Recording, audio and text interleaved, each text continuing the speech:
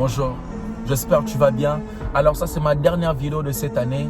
Alors, mon message de ce matin, ça sera un peu lent. Je te demande déjà pardon parce que je respecte ton temps. Je sais que tu as beaucoup de choses à faire et je te promets que je ne vais pas prendre tout ton temps. Mais je t'ai pris seulement de rester avec moi jusqu'à la fin de ce message. Je crois que par la grâce de Dieu, tu seras béni à la fin de ce message. Alors, ce matin, je veux te parler de l'histoire de la femme veuve. Il y a 2 semaines passées, j'étais en train de méditer sur l'histoire de la femme veuve. Alors, mais je veux plus me baser sur les 2 enfants de la femme veuve. Dans la Bible, il y avait une femme veuve qui avait 2 enfants. Et pendant que son mari était en vie, son mari est allé emprunter l'argent chez un monsieur. Et après le temps, son mari est mort. Et le monsieur est en train de demander son argent. Et la femme était incapable de payer son argent. Et le monsieur dit à la femme, si tu ne me donnes pas mon argent, je ferai de tes 2 enfants mes esclaves. Si tu ne me donnes pas mon argent, je ferai de tes 2 enfants mes esclaves. Mais qu'est-ce que j'ai compris par là? Les 2 enfants de la femme veuve étaient innocents. Les 2 enfants ne savaient rien du tout. Les 2 enfants de la femme veuve ne savaient pas que pendant que leur papa était en vie, leur papa était allé emprunter l'argent chez un monsieur. Les 2 enfants ne le savaient pas. Les enfants ne savaient pas qu'il y avait une réclamation d'esclavagisme qui était en train de leur appeler. Les 2 enfants ne le savaient pas. Et beaucoup de gens sont en train de vivre dans cette situation. Beaucoup de gens sont en train de payer le prix des erreurs de leurs parents. Beaucoup de gens sont en train de payer le prix des erreurs de leur famille. Beaucoup de gens sont des esclaves spirituellement ou physiquement sans se rendre compte. Beaucoup de gens vivent dans cette ignorance. L'ignorance mène toujours à la servitude. L'ignorance mène toujours à la mort. J'aime cette phrase qui dit, c'est que le plus grand danger dans la vie d'un homme, c'est de vivre dans l'ignorance. Et la Bible dit que mon peuple périt par manque de connaissances. C'est par là qu'on comprend que le savoir, c'est la vie. Mais pourquoi je te dis tout ça? Parce qu'il y a certaines situations qui nous arrivent dans la vie qui ne sont pas normales. Il y a certains blocages qui nous arrivent dans la vie qui ne sont pas normaux. Il y a certains problèmes qui nous arrivent dans la vie qui ne sont pas normaux. Où tu ne connais pas la source de problème. Tu fais des efforts personnels mais rien ne change. Pourquoi? Parce qu'il y a certains problèmes qui sont liés par rapport au lien de la famille. Le lien existe. Il y avait un homme dans la Bible qui s'appelait Abraham. Et la Bible dit que lorsqu'il y a eu la crise au pays, Abraham est allé en Égypte. Et Abraham dit à sa femme, si on te pose la question en Égypte, ne dis pas que tu es ma femme, dis que tu es ma soeur. Et Isaac, son fils, passe à la même situation. Lorsqu'il y a eu la crise au pays, Isaac est allé chez Abimelech, le roi de Philistin. Et Isaac dit à sa femme la même chose que son père avait dit à sa mère. Si on te pose la question, ne dis pas que tu es ma femme, dis que tu es ma soeur. Même situation, même langage. Tout n'est pas normal. Si tu remarques encore dans la Bible, tu verras que Abraham, sa femme était stérile. Isaac, sa femme était stérile. Jacob, sa femme était stérile. Ne prends pas tout dans la normalité. Tout n'est pas normal. Tout ce qui nous arrive dans la vie n'est pas normal. N'accepte pas ce qui est anormal, que cela devienne normal dans ta vie. Il y a certaines choses qui arrivent dans nos familles qui ne sont pas normales. Où tu verras la même chose qui se répète de génération en génération. Où tu verras dans une famille, les gens meurent d'une même maladie. Il y a certaines maladies qui ne sont pas normales. Il y a certaines morts qui ne sont pas normales. Où tu verras dans une famille de jolies femmes mais qui ne se marient jamais. Tous les hommes qui viennent ne font que partir, ce n'est pas normal. Où tu verras dans une famille tout le monde divorcé, personne n'a un mariage stable, ce n'est pas normal. Où tu verras dans une famille tout le monde souffre. Il y a certaines souffrances qui ne sont pas normales. Écoute, la pauvreté n'est pas une condition pour accéder au ciel. On dit que la vie n'a pas de retard. Oui, c'est vrai. Mais il y a certains retards qui ne sont pas normaux. Les enfants d'Israël n'étaient pas supposés de faire 40 ans au désert. Cela n'était pas dans le programme de Dieu. Il y a certaines choses que Dieu nous a déjà données il y a 3 ans, 5 ans passés. Mais tu n'en as toujours pas entre tes mains. Pas parce que ce n'est pas encore le temps, mais parce que le diable continue toujours à retenir ta bénédiction. La Bible dit ceci, Dieu avait déjà répondu à la prière de Daniel. Il a envoyé son ange vers Daniel.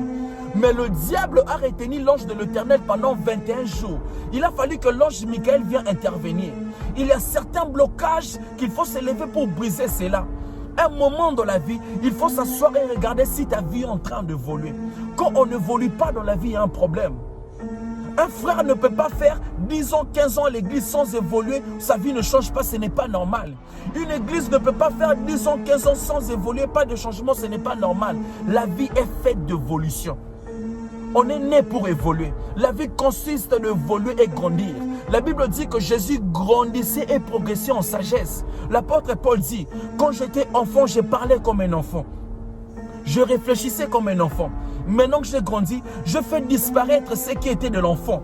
Tu ne peux plus être la même personne que tu étais hier. Tu ne peux plus te comporter de la même façon que tu t'es comporté il y a des années passées. Il y a un moment de la vie, il faut s'asseoir et regarder si mon âge me permet toujours d'agir comme je le fais. À un moment de la vie, il faut s'asseoir et regarder si mon âge correspond avec la situation que je vis maintenant. Le gens doit être capable de te regarder et dire que cet homme est en train d'évoluer dans sa vie. L'évolution ne dépend pas de la vitesse, mais l'évolution dépend de quitter là où tu es pour aller vers ta destinée. Quitter de A vers B, B vers C pour aller jusqu'à la lettre Z. Il y a un moment de la vie, il faut s'asseoir et remettre sa conscience sur place. Quand tu n'as plus la conscience, quand on n'a plus la conscience, on oublie qui on est. Quand l'enfant prodige a quitté la maison de son père, il n'avait plus la conscience, il a commencé à faire de n'importe quoi. Mais quand il a remis la conscience sur place, il a dit ça, ce n'est pas ma vie. Je ne peux pas vivre cette vie, je dois rentrer chez mon père. Pourquoi? Parce que la conscience était revenue sur place. Il y a un moment de la vie, il faut s'asseoir et faire le bilan de ta vie. L'année est déjà presque à la fin.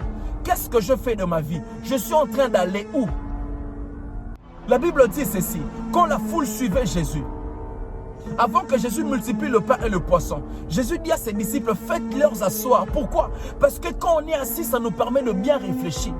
Quand on est assis, ça nous permet de bien faire l'évaluation de notre vie. Parce qu'il n'y a pas d'évolution sans évaluation. Quand on est assis, ça nous permet de faire ce qu'on appelle la remise en question. Quand on est assis, ça nous permet de bien attendre la bénédiction de Dieu. Si je te dis tout ça ce matin, parce que je crois en toi, tu n'es pas obligé d'échouer là où ton père a échoué. Tu n'es pas obligé d'échouer là où ta mère a échoué. Tu n'es pas obligé d'échouer là où tes grands frères ont échoué. Cela ne dépend pas de l'âge, mais ça dépend de la tête. Si on revient au début de l'histoire pour finir mon message, tu vas comprendre que le monsieur ne demandait plus l'argent. Le monsieur demandait maintenant la vie des enfants. Combien de fois le diable nous réclame? Combien de fois la mort nous réclame? Combien de fois la pauvreté nous réclame? Même quand tu avances, tu ne fais que reculer à zéro. Combien de fois la pauvreté nous réclame? Et pour vaincre cela, tu dois te lever dans la prière. Jésus dit à Pierre, Pierre, le diable aussi t'a réclamé, mais je priais pour toi. Pourquoi? Parce qu'on ne négocie pas avec le diable. Si Jésus, malgré ce qu'il est là, priait pour Pierre, cependant, on comprend qu'il y a certaines choses qui ne peuvent que changer par la prière. Jésus dit à ses disciples que de tels démons ne sortent que par la prière. Il y a certaines choses qui ne peuvent que changer par la prière. On doit apprendre à prier pour combattre pour ce qui est à toi. Parce que la prière est capable de faire ce que l'humain ne peut jamais faire. La prière est capable de transformer ce qui est impossible pour devenir possible. La prière est capable de changer ce que l'humain ne peut pas changer. Tout ce qui commence par la prière finit par un miracle. Tout ce qui se gagne dans la prière coûte très cher plus que de l'or. La prière nous délivre entre les mains de l'ennemi. La prière nous fait sortir de la médiocrité spirituelle. L'année est déjà presque à la fin. Tu ne peux pas entrer dans cette nouvelle année avec le même problème, même situation. Non. Tu ne peux pas entrer dans cette nouvelle année avec le même problème. Tu dois te lever dans la prière. Tu dois couper tout le lien de la famille. Tu dois te lever dans la prière, prier pour ta vie. Il n'y a personne qui peut combattre pour ta vie plus que toi-même. Il n'y a personne qui peut prier mieux pour ta situation plus que toi-même. Jusqu'à quand tu vas continuer à pleurer? Jusqu'à quand tu vas continuer à vivre la même chose? Jusqu'à quand tu vas continuer à te lamenter pour la même situation? Il est temps pour finir cette situation. Il est temps pour se lever dans la prière pour ta vie. Que mon Dieu te bénisse. C'est juste ça le petit message que j'allais partager avec toi. Alors, merci beaucoup, que mon Dieu te bénisse. Je prie que cette vidéo te réveille. Je prie que cette vidéo soit une bénédiction pour toi. Merci beaucoup.